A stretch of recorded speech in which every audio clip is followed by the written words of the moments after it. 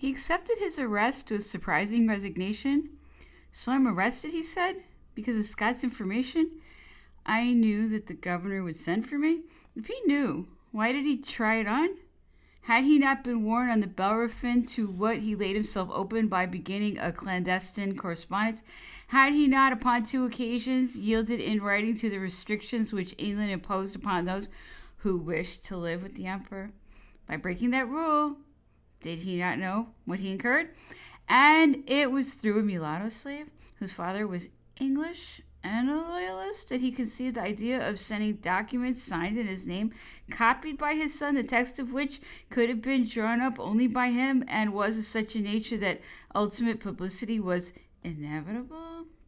The letter to Prince Lucien contained the story of events from the departure from Malmaison up to the month of August 1816. This story took the form of a pamphlet rather than a recital of events. It was stilted and contained very little truth. The letter to Lady Clavering compromised her and Lord Holland, to whom Las Casas announced having previously sent a parcel for Prince Lucien. By it, Las Casas justified the fears expressed by the ambassadors on the subject of the journals. "Have you someone," he asked Lady Clavering, "to write to me at your dictation?" He could insert articles of the Times and the Morning Chronicle, the appearance of which would tell us that my letter had reached you. In conclusion, he disclosed that notes hidden in articles of clothing had in this way reached the hands of the prisoners. It might be said that on one strip of silk, Las Casas had gathered together all the charges that could be made against him. Furthermore, everything in this story was very improbable. The proposal of James Scott, confidence of Las Casas had immediately placed in him, the utter impossibility of Scott's delivering the letter intended for Lucien Bonaparte in Rome, the little urgency and mediocre importance of these documents for which Las Casas was hazarding his own expulsion, and the execution of his old servant. Las Casas, without a doubt, made it known that on a piece of this same silk he had already got into Europe the emperor's protest against the treaty of August 2nd. He even declared that he had sent it to Lord Holland, but it cannot be credited that this was how the latter first knew of it, should that which might have succeeded under different circumstances with the connivance of an Englishman and with the approval and by order of Napoleon, having been attempted as a supreme throw with no possible chance of success, and with neither the authorization nor the sanction of the emperor, to send to Europe a document affecting neither the policy, the glory, nor the life of Napoleon, and the sole aim of which must have been to put the name of Las Casas before the public, which was the most likely conjecture that the letters would reach Lady Clavering and Lucien Bonaparte, and that the latter would give the widest publicity to that sent to him in the Diario Romano, in the papers of the Two Sicilies, or in those of the Lombard Venetian kingdom. Or the alternative supposition, a very likely one, that Scott, even if he was not an agent provocateur, would be apprehended with his taffeta messages, an assumption Las Casas had not entertained. Since the general reunion at Longwood, he had found life there intolerable. He had been the sole companion of the emperor at the Briars, working and discoursing with him, spending the whole day and often the night listening to the story of his amazing career. When Gourgaud had joined the emperor at the Briars, the charm of that intimacy had been somewhat shattered, but it was not definitely destroyed until the beginning of the residence of Longwood. Such a small part did the Las Casas play, so religiously did the father hold to the tenets of duty, rank, and prerogative, so little seen was the son, almost ceaselessly engrossed in his writing, to which an older man might have succumbed, and by which he had nearly ruined his own health, that there had been on the part of Gourgaud and the Masons, once avowed associates, insults, at first implied, but later open, perpetual opposition, and finally abuse, which might have aroused a less stout-hearted man to take up arms.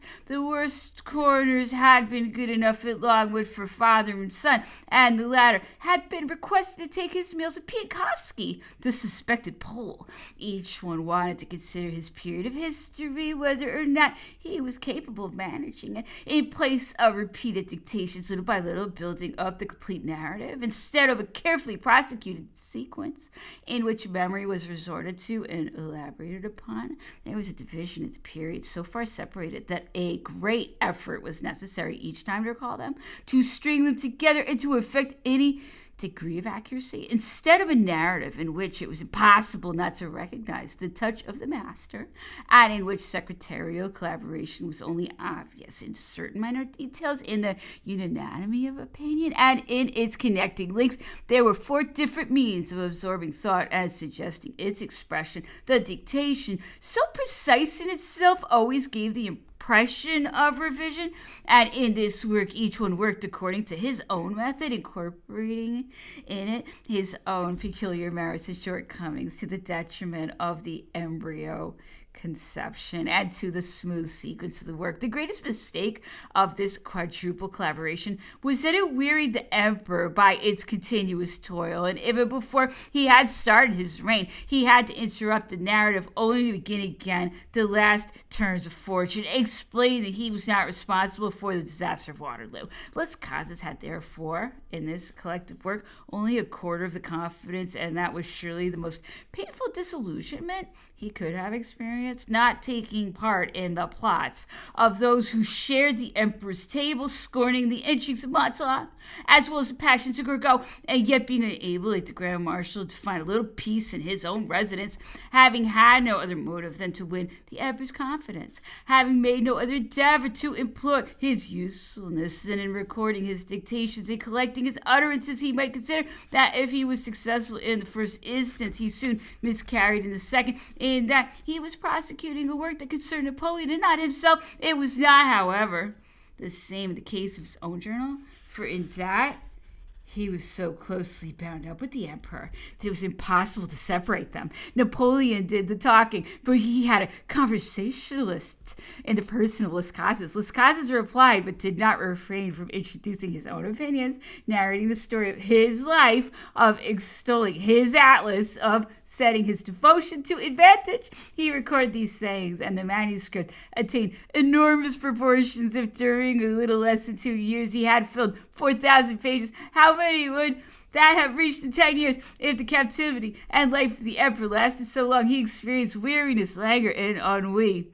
It was not supposed that Las Casas had gone so far as to hasten his own departure by being deliberately caught in the act, but that he had wittingly risked deportation for very little possibility of advantage and success. Otherwise, it might be doubted whether this 50-years-old man was quite in his right mind. But despite the temporary eclipse of his favor, he was the emperor's most useful companion, the only one whose conversation was agreeable to him, the only one who could fill his idle moments and act as a balm to his troubled spirit. He alone, Bertrand, he himself from 1766, Bertrand from 1773, were old enough to recall the events which interested the emperor, and since Bertrand, busy with his wife and children, only saw the emperor's state of times and for particular purposes, Las Casas was always there, and his conversation was not bound up like that of the Grand Marshal with the discipline of 20 years standing. Everyone experienced his attitude at Longwood and outside Longwood,